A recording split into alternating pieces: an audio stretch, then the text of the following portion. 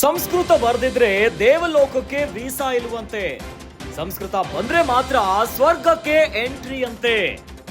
Sanskrit ಬರ್ದಿದ್ರೆ direct ನರಕ ಅಂತೆ. ಇನ್ನು ಸಂಸ್ಕೃತ ಪವಿತ್ರ ಶ್ರೇಷ್ಠ ವಿಶ್ವ ಭಾಷೆಯಂತೆ. ಶ್ಲೋಕಗಳು ಪೂಜೆಗಳು ಸಂಸ್ಕೃತದಲ್ಲೇ ನಡೆಯುತ್ತೆ. ಈಗ ಚರ್ಚೆಗೆ ಗ್ರಾಸವಾಗಿದೆ ಪುತ್ತಿಗೆ ಶ್ರೀಗಳ ಹೇಳಿಕೆ. ಇನ್ನು ಸೋಷಿಯಲ್ ಮೀಡಿಯಾದಲ್ಲಿ ಶ್ರೀಗಳ ಹೇಳಿಕೆ ಭಾರಿ ಟ್ರೋಲ್ ಆಗ್ತಾ ಇದೆ. ದೇಶದಲ್ಲಿ ಸಂಸ್ಕೃತ ಮಾತನಾಡಲು ಬರುವವರು 24,821 ಜನರು. ಪ್ರಪಂಚದಲ್ಲಿ 24,821 ಜನರು ಮಾತ್ರ ಸ್ವರ್ಗಕ್ಕೆ ಹೋಗ್ತಾರೋ ಅನ್ನುವಂತ ಪ್ರಶ್ನೆ ಉದ್ಭವ ಆಗಿದೆ. 24,821 ಜನರನ್ನ ಬಿಟ್ಟು ಉಳಿದವರೆಲ್ಲ ನರಕಕ್ಕೆ ಹೋಗ್ತಾರಾ?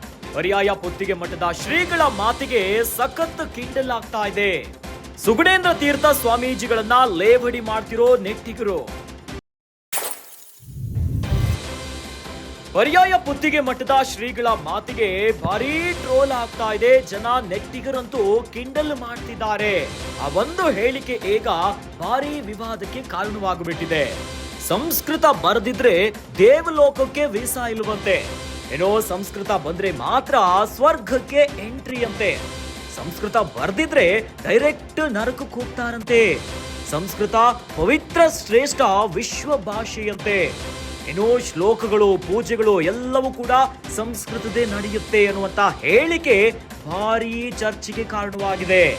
ಚರ್ಚೆಗೆ ಗ್ರಾಸವಾಗಿಬಿಟ್ಟಿದೆ ಈಗ ಪುತ್ತಿಗೆ ಶ್ರೀಗಳ ಹೇಳಿಕೆ.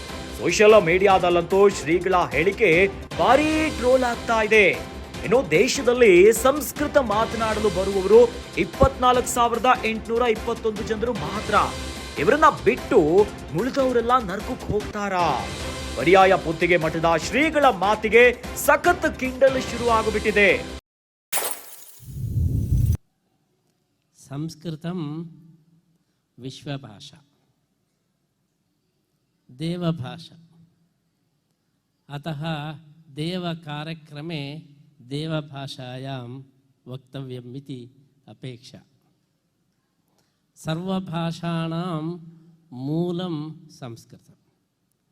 ಸರ್ವಭಾಷಾಣಾಂ ಜನನಿ ಸಂಸ್ಕೃತಂ. ತುಳು ಭಾಷಾಯಾಃ, ಕನ್ನಡ ಭಾಷಾಯಾಃ, ಮಲಯಾಳ ಭಾಷಾಯಾಃ, ಹಿಂದಿ ಭಾಷಾಯಾಃ, ತಮಿಳ್ ಭಾಷಾಯಾಃ, ತೆಲುಗು ಭಾಷಾಯಾಃ ಸರ್ವಭಾಷಾಣಾಂ ಮಾತಾ ಸಂಸ್ಕೃತಂ. न केवलं भारतीय भाषाणां परन्तु आङ्ग्लभाषायाः अपि मूलं संस्कृतम्. संस्कृतभाषायाः माता आङ्ग्लभाषायां मदर्. संस्कृतभाषायाः पिता आङ्ग्लभाषायां फादर्. संस्कृतभाषायाः भ्राता आङ्ग्लभाषायां ब्रदर्. संस्कृतभाषायाः स्वसा आङ्ग्लभाषायां सिस्टर्. संस्कृतभाषायाः सूनुः आङ्ग्लभाषायां सन्. पिता फादर्, माता मदर्, भ्राता ब्रदर्, स्वसा सिस्टर्, सूनु सन्. एवं समग्रम् आङ्ग्लकुटुम्बं संस्कृतभाषया उत्पन्नम्. अतः संस्कृतभाषा सर्वभाषाणां जननी विश्वभाषा. अन्याः भाषाः प्रादेशिकभाषाः. अस्माकं तुळुभाषा केवलं डिस्ट्रिक्ट् भाषा. अत्र मङ्गळूरु उडुपि मध्ये एव वर्तते. कन्नडभाषा राज्यभाषा कर्नाटकराज्ये. हिन्दीभाषा राष्ट्रभाषा. आङ्ग्लभाषा अन्ताराष्ट्रीयभाषा. संस्कृतभाषा अन्तर्लोकीयभाषा. परलोके अपि संस्कृतभाषा वर्तते.